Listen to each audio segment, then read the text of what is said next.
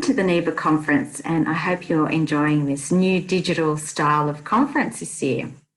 My name's Jenny Haddad, and I'm excited to spend the next 10 minutes with you talking about building trust as a trusted advisor.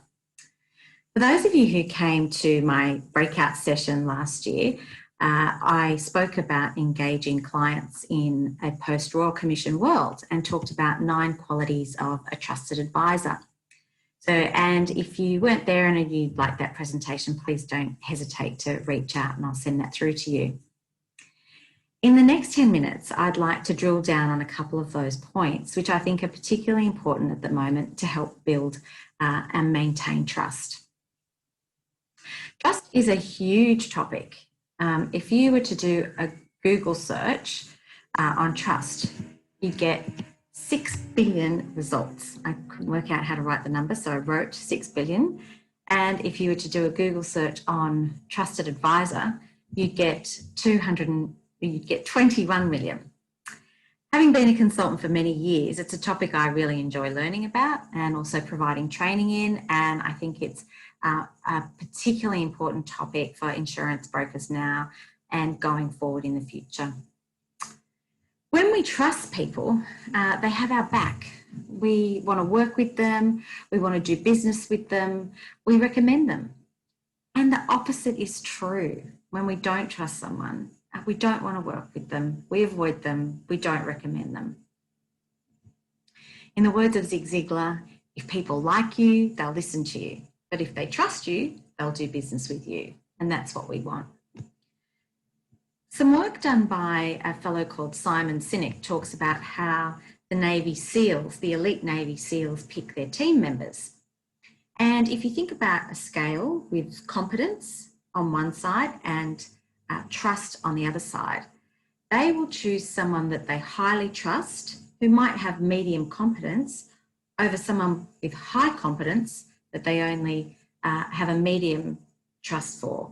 And that's because they know that that person will support them and that they'll have their back. They have their best interests at heart.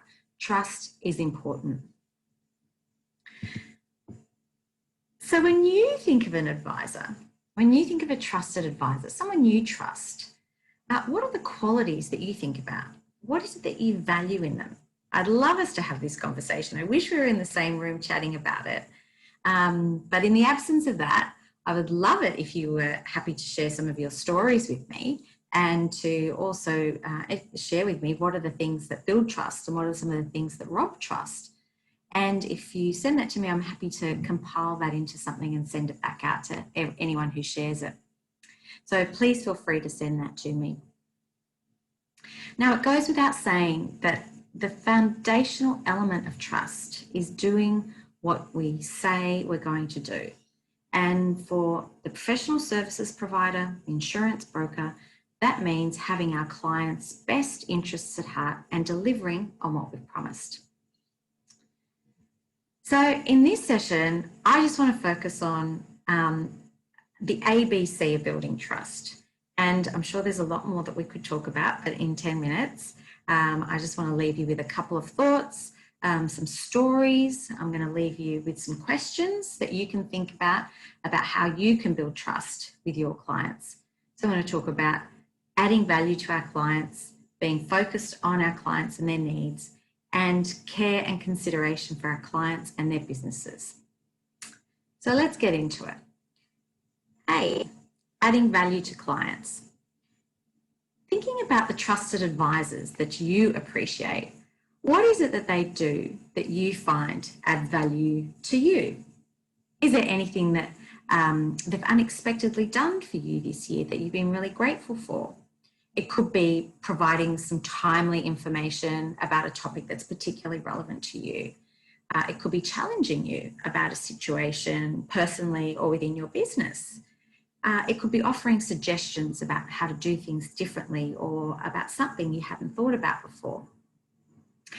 I know for me, I've got some great trusted advisors around me. One is my financial planner who normally does an annual review with me. But this year, I've probably spoken to him 3 times as he has pursued me to check in with me, to check in with my situation. Has anything changed? He's also challenged me on some areas, funnily enough, around my insurance cover. And I don't always like the answer, but I know based on my needs that his responses to me are right. And I do appreciate it. And I've appreciated his suggestions and the information that he sent to me this year that are relevant. And I've changed my plan as a result of what he's done. So that's something that I have really appreciated this year. And let's hand over to you. Thinking about your clients, is there some information that's particularly relevant or helpful to them in this day and age of information overload? Sending them something that's razor sharp, perfect for them.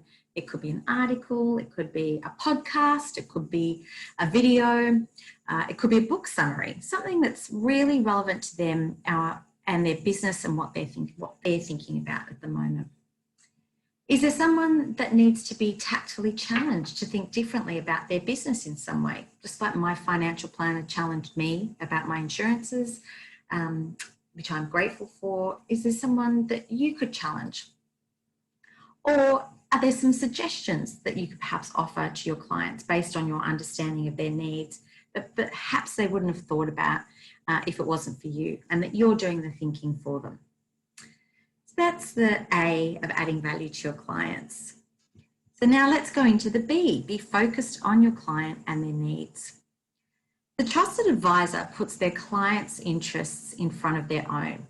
It's not about us, it's not about our business and what we want to sell them. It's about them. It's about their business, their goals, their needs, and how we can support them. I've got this accountant, Chris. Everyone needs an accountant called Chris.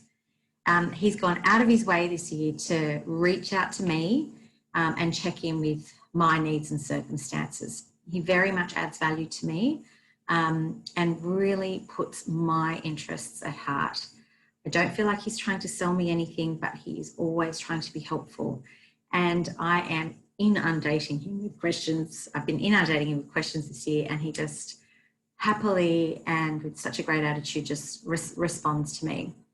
And is always proactively approaching me about my business and what would be helpful for my business. He's gone above and beyond, and I really have appreciated him. Conversely, can you think about a time when a service provider isn't focused on your needs, when it feels like it's all about them? Perhaps you feel they want to sell you something, but it feels more like it's about the sale for them than about meeting your needs. It doesn't feel nice, does it? And we don't really want to work with them. So we build trust with clients by showing them that we put them first, not ourselves. Sounds easy, but human nature, it's human nature to worry about ourselves. So actually we do need to be conscious about putting their needs first. So thinking about your client, their challenges, their priorities, their concerns before your own is what marks advisors that clients will trust for the long term. I'm a big fan of a guy called David Meister who wrote a book called The Trusted Advisor, and he says, there is no greater source of distrust than advisors who appear to be more interested in themselves than in trying to be of service to the client. We must work hard to show that our self-orientation is under control. So thinking about one of your clients now, a few questions for you to consider and think about. Is there a client where perhaps you've put your own interests ahead of theirs and they might feel that? Is there something you can do about that?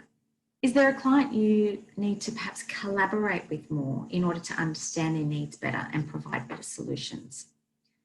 Is there a client whose situation has changed that you need to speak to, get in touch with, and offer the right solutions? And how can our interactions with our clients be more other-focused and less self-focused? So that's the B, be focused on clients and their needs. So finally, we're going into C, care and consideration for your clients and their business. This is probably not something I would have talked about if I was doing this topic last year, but the more people I have spoken to this year, the more I think that this is a really important topic this year, and really important for the trusted advisor, as our worlds have been dramatically disrupted and none of us are immune from it. No doubt you're all reading and hearing similar disturbing messages about mental health, stress, isolation, and none of us are immune from it. We're all impacted at some level. And, you know, I've been pleasantly surprised this year about how we're having more personal conversations in our business interactions. And especially early on in COVID, I find that I would have a half an hour meeting, and the first 15 minutes, you know, the client was really keen to talk about personal circumstances and actually really appreciated it and appreciated being shown that that I cared, and actually it was mutual care. When we show that we care about their business and that we care about them personally, it builds trust. I remember working with a client early on in COVID, and I was running a series of business planning sessions over online, and I always do a feedback session with clients at the end of my engagements and ask for some feedback, thinking that they would say how difficult it was to work online, and because everyone prefers to be face-to-face, of course. But actually what he said to me was, Jenny, we appreciate how you really care about us. We know you understand our business and you want to help us, our business, be successful, but everybody in the workshop also felt like you cared about them personally as well. And as a result, the workshop, we had a good online experience, which we weren't expecting, and we got some really good outcomes. Now, of course, I was flattered, but actually I found it interesting that that was the feedback that I got, where perhaps, you know, that wouldn't have been such a factor maybe even a year ago. Again, my guru, David Meister, says, there's one question on the client's mind: why are you trying to sell me something? And there are two possible conclusions that the client could come to. One is to get more revenue, or two, the client might believe that you are trying to sell them something because you are truly interested in the client, truly care, and are sincerely trying to help. Now, what would your clients say? Let's hope that they're saying number two. And to be honest, I only have one question for the C of building trust as a trusted advisor. And that is, how can you show your clients that you are truly interested, that you truly care in them and their business, and are sincerely trying to help? And if really there's only one reflection question from this whole talk, that would be the one, because I do believe that in answering this question, in pursuing this, this is what will help us build trust as a trusted advisor. So there's so many ways we can build trust, but here are just a few things for us to think about today. It takes a long time to build trust. It takes effort to maintain it, but it is actually easy to erode it. And we can erode it by being self-focused, not focusing on their needs, not delivering, not adding value, and not showing care and consideration. So there's just some ABCs of building trust: adding value to your clients, being focused on their needs, and care and consideration for your clients. So as I mentioned earlier, I would love to hear your stories. I wish we were in the same room so we could have a conversation and that I could hear all about your experiences. So please feel free to drop me a line and share. And of course, if you would like to know more, or if I can be of any assistance to you, or you'd like to know anything further about building your skills as a trusted advisor, please don't hesitate to reach out. So thanks everyone, and enjoy the rest of the digital conference, and I hope to see you soon.